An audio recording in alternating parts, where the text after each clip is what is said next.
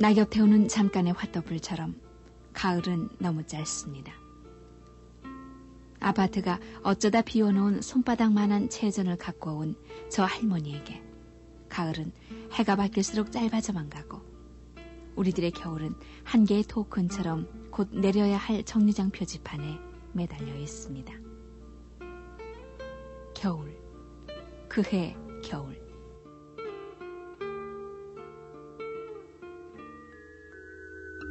이 할머니는 전쟁과 눈보라에 밀려 천리 피난길을 얼게 했던 그해 겨울과 우리들 아이들의 저 처참했던 피난살이 겨울을 동시에 떠올립니다.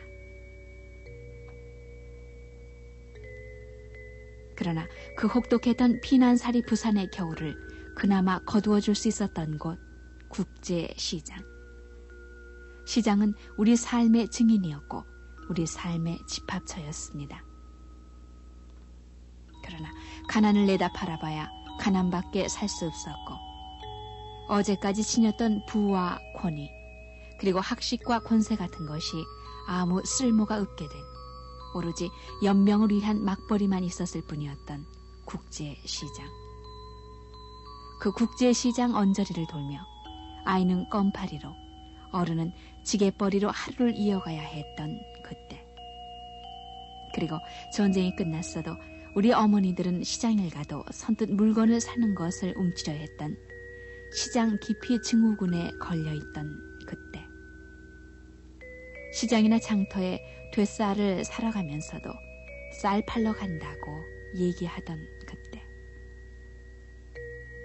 30 몇 해쯤 전 그때 우리들 고난의 삶에 죽였던 시장과 장터는 지금 기억으로만 희미할 뿐 아파트 그림자가 채 끝나지도 않은 그쯤에서 벌어진 오늘 아파트 장날은 5분 거리 남짓한 슈퍼마켓 가는 주부들의 걸음마저 붙잡고 있고 전화 한 통에 쌀 반마를 사다 먹는 우리들의 오늘은 쌀 팔러 간다면서 몇십 리 장길을 휘청거리며 떠나던 우리들 어머니의 걸음을 자꾸 잊어가고 있습니다. 그때를 아십니까?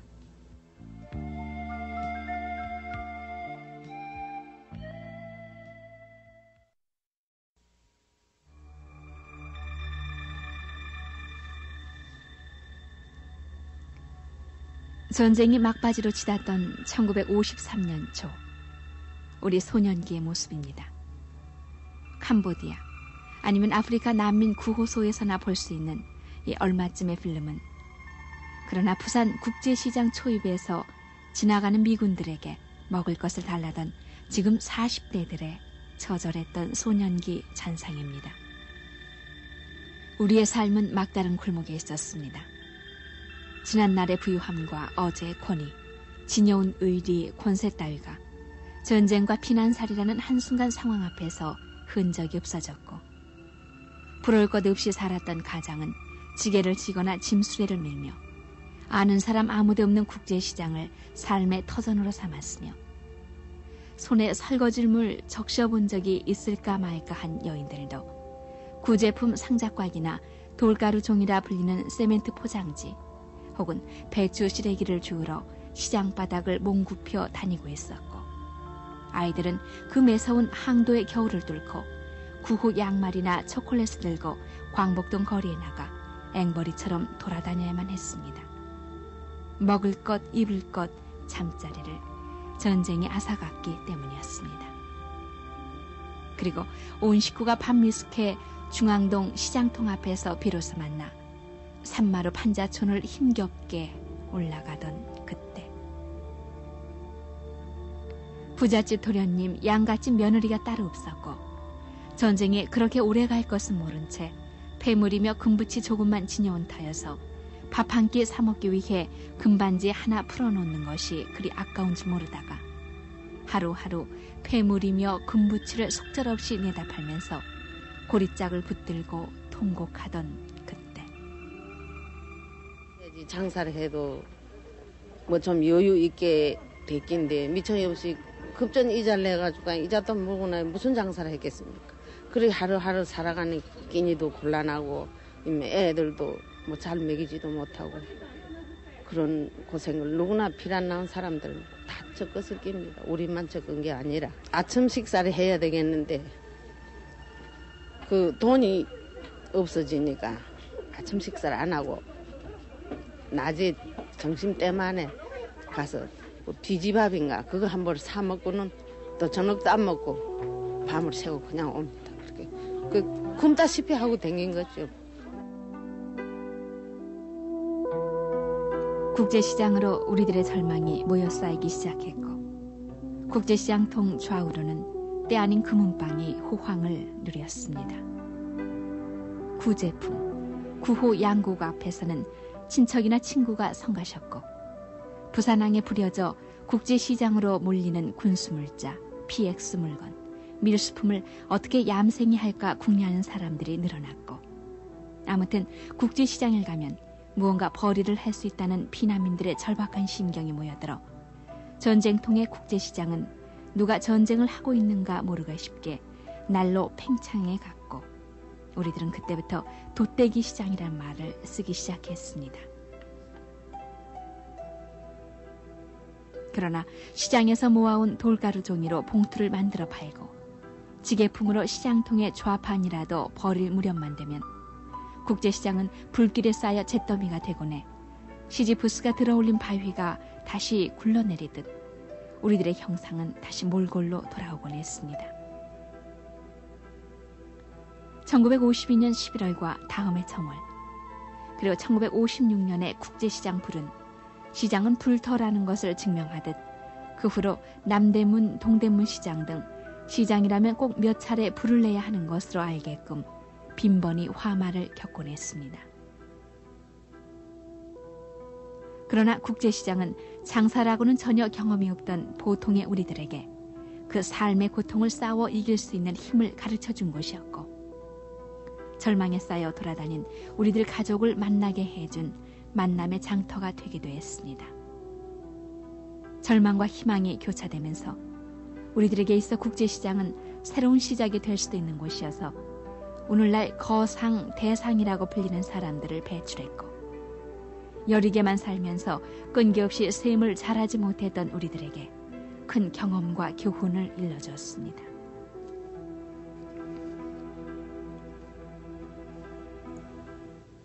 전쟁은 끝났고 살아남은 사람들은 전쟁이 흐트러 놓은 세간을 끌어모아 또 다른 삶을 꾸려나가기 위해 안간힘을 썼습니다. 국제시장이 피난살이의 고난을 조금이나마 거두어준 삶의 장터였었던 것처럼 전쟁이 끝난 뒤 피폐해진 우리들의 삭막함을 덜어준 것이 닷새장 장터였습니다. 그 장날 우리들의 가장 큰 소망은 쌀이었습니다. 밤을 새워 쌀을 살 수 있는 것들을 마련하면서 어른 아이 할 것 없이 모두가 들뜨곤 했습니다. 상수리목, 도토리목이며 잡곡 몇 대가 고작인 장보찜을 꾸리는 엄마 곁에서 어쩌다 난리통에 엄마 곁을 떠나 더 외로웠던 아이는 또 떨어질세라 새벽잠을 깨 엄마 곁을 떠나지 않았습니다. 이웃집 장꾼들에게 뒤질세라 새벽을 떠나 장터에 닿았을 때는 이미 장터는 더 들어갈 틈도 없이 들어차 있고 신장로까지 넘쳐나 난장이 펼쳐집니다. 흉흉하고 허허로울 그때 무슨 팔물건이 그리 많아 장이 넘쳤던 것은 아니었습니다. 전쟁통에 굶주렸던 우리들의 기억으로 오로지 우리를 연명해줄 곡기를 얻기 위해 곡식 아닌 모두를 내다 팔기 위한 전쟁이었습니다. 그런가 하면 그 아까운 쌀 두어 대 내다 팔고 모든 것을 사들이려는 싸움이었기 때문이었습니다. 농사 선나 지으면 그저 양성에 이렇게 하면 한 마주기에 200평당 한 마주기에 두 섬도 못 먹습니다. 두 섬. 그저 마섬 이렇게 하면 한 섬이고 그래 먹고 뭐 의원 돈을 많이 장을 그 급하게 이제 철연해가지고 그 전에 오나라기 이런 거 해가지고 그거 쌀 서너 됐어. 더 어디 있어? 그저 한 대도 가지고 바치고 뭐 이래잖아. 시기는 그 성장, 담배, 그 소금 한 대, 뭐 이런 사지 두 대도 안 삽니다. 우리 두 대 살 돈이 어디 들어가는 거야 안 들어가죠.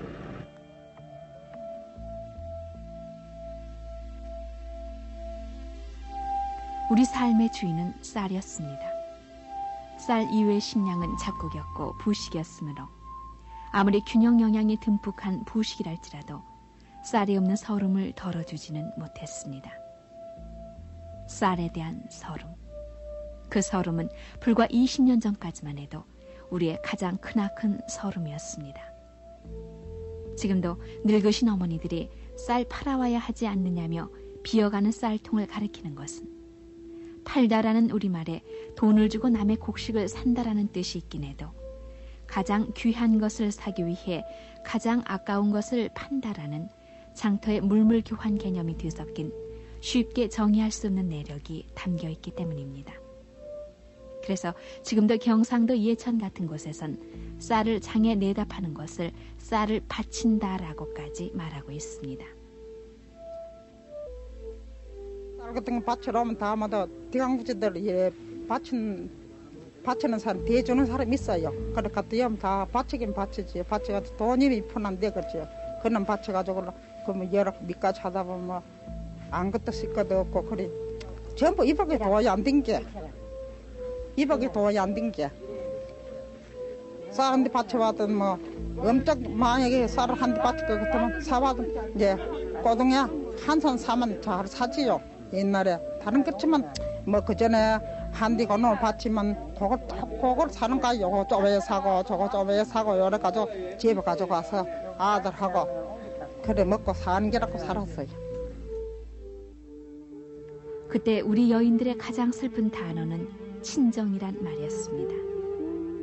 가난한 친정을 떠나와 또 가난과 더불어 살아가는 시집살이에서 이렇게 장터에서 친정 언저리 사람만 만나도 눈물부터 글썽이었습니다. 돼지 순대 몇 점과 시래기가 담긴 국밥 한 그릇 놓고 난리통에 안타까웠던 친정 안부며 이쪽 안부를 전해받고 전하다 보면 국은 식어버렸고 또 집에서 풀떼죽을 먹고 있을 식구들 생각에 혼자 먹는 것이 죄 짓는 것만 같아 그 서름으로 눈물과 국물을 함께 마시던 그때 강냉이를 튀기는 뻥튀김 소리에 여인들은 비로소 화들짝 작별하곤 했습니다. 장풍경은 장터 초입에 선 뒷박 성냥 장수로부터 시작됩니다. 요즘은 성냥 한 곽이 얼마인지 아는 사람이 드물 정도로 지천인 것이 성냥입니다만 성냥 황 하나에 2개비, 3개비가 매달린 뒷박 성냥에도 흥정이 붙고 전쟁통에 깨지고 금 같던 해묵은 옹기더미가 팔리기나 할 듯 새로 윤을 내고 들어오고 참비시며 유기그릇이 널린 난전 뒤로 신기루 장수는 하루 내내 구두 몇 켤레, 고무신 대켤레 꿰매다 어쩌다 검지손이라도 찔리고 보면 헛웃음만 흘리곤 했습니다. 그러나 뭐니 해도 장터는 아이들에게 가장 흥겨운 구경터였습니다. 난전 한켠에서는 누구 옆구멍이 큰가 어른들이 고래 소리를 지르며 엿싸움하는 사이 따라온 아이는 엿이 먹고 싶어 몰래 대패 엿장수에게 달려가 신고 있던 고무신을 벗어 엿을 바꿔 먹었습니다.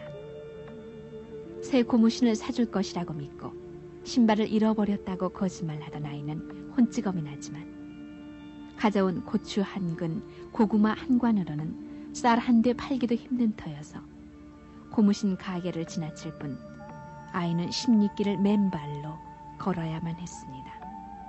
그 아이가 오늘 우리들 40대의 또 다른 잔영입니다.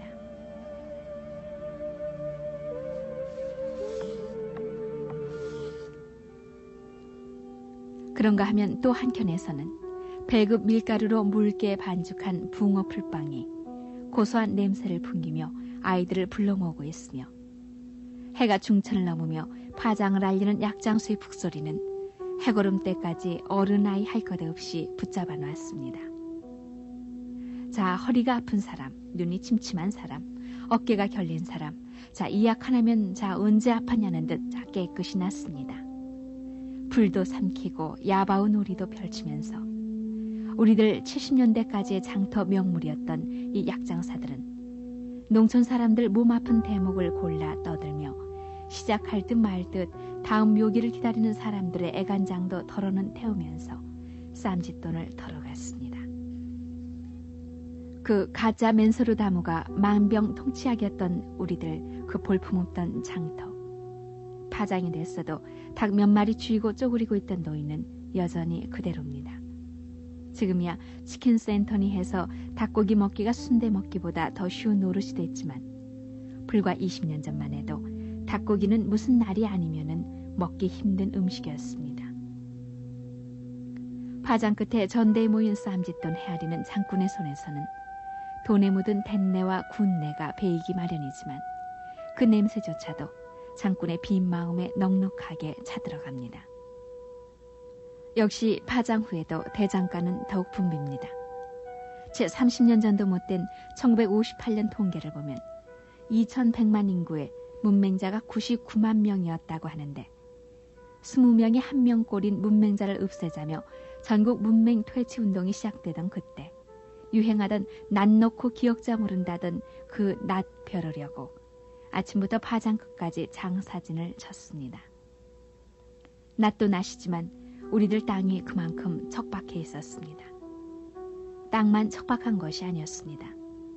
마음도 걸핏 거칠어지기 마련이어서 입성이 귀하던 그때 아이들 옷 벗겨가는 탈의범이 처음으로 등장했고 그 뒤 60년대까지 탈의범들이 꼬리를 물고 나타나 우리를 절망시켰습니다.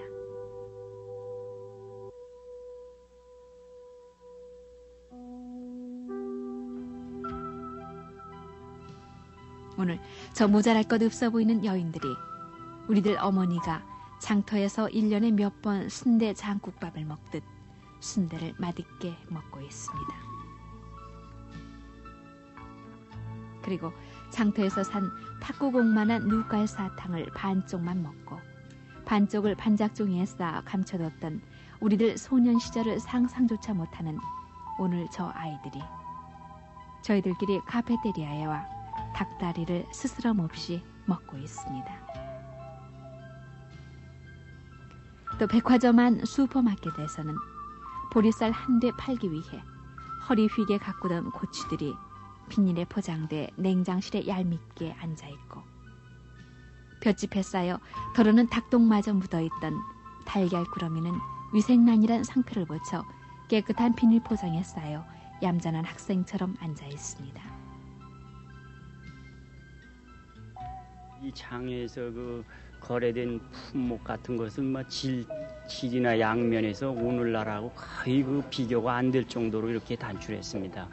농산물이라고 그래야 기껏 주곡이죠. 쌀, 보리 같은 거, 잡곡류하고 과일류래야 사과배가 기껏 다였고, 그 다음에 무슨 생선, 이 고등어라든지 북어 이런 정도가 막 평균 1000명에서 2000명 정도가 거래를 했습니다만은 백화점 하나에 드나드는 일 고객 수가 막 10만 명이 될 때도 있는데 여기에서 거래되는 그 물량이라는 것은 전자제품이라든지 각종 공산 제품 등 그 옛날하고 참 비교하면은 참 격세지감이 없지 않다고 하겠습니다.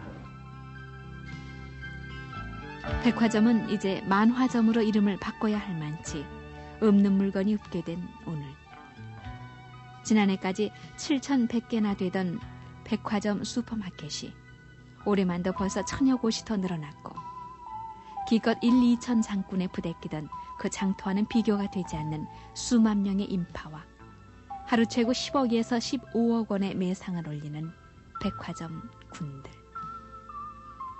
돈 세며 깡내만에 하던 흥정 대신 카드 한 장에 군말 없이 계산이 끝나는 오늘. 그래도 그때의 가난이 그리운지 5일장이니 7일장이니 백화점이 현수막을 내걸고 있고 우리들의 향수를 부추기는 향토장이 때때로 우리를 부르고 있습니다.